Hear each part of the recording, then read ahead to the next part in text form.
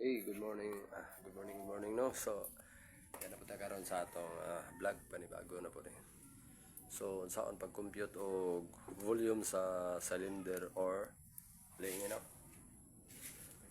So, grabe di mo mahibaluan ni. Maura gyapon ning computation sa lingin siya kaso na cylinder ni siya tungod kay na may height. So, saan pag-compute o volume? Labi na sa mga estudyante, importante kayo ni. Tapos sa mga construction worker or maghimo mo mga reservoir or safe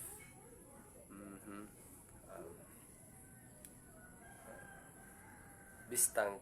So kabalo mo pila ka kubiko. So inani ra ka simple mag-compute. So atong paminaw na. Dali ra kayo, tantawan niyo. Pero bago ta magkuan, i-follow ninyo, i-share. May mo comment lang mo para huwag na may pangutana at saka subscribe. So sige, tanglangan. So inanira.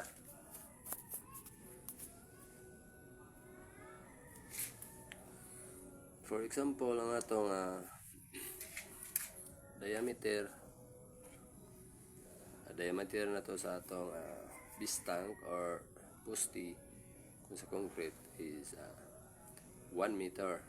So ang katunga niya is 0.50 meters or 0.5 meters or 50 centimeter. So ang iyang height is 4 meters. Gikan dire padulong sa ubos height 4 meters. So inani ra ka simple mga idol, no. So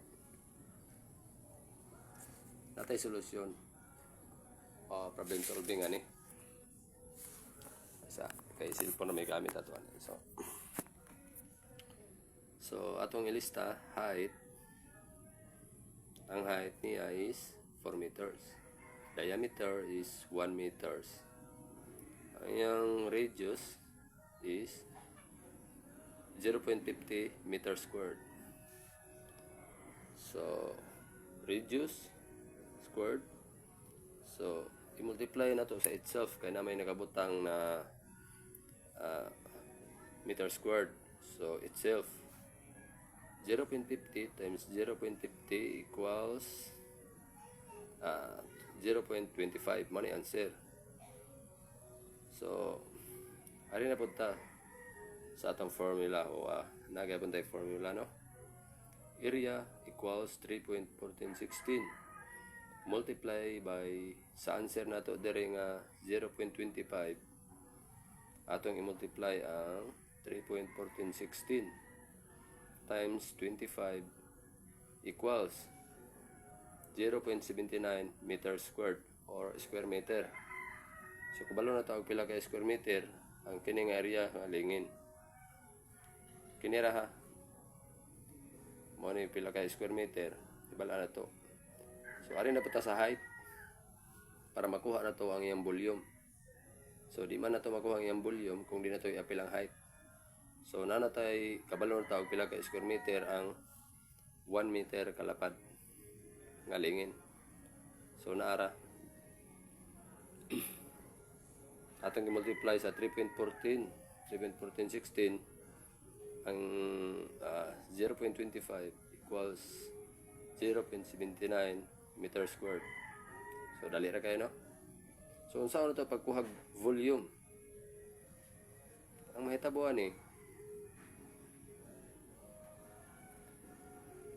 ang atong answer nga 0.79 meter squared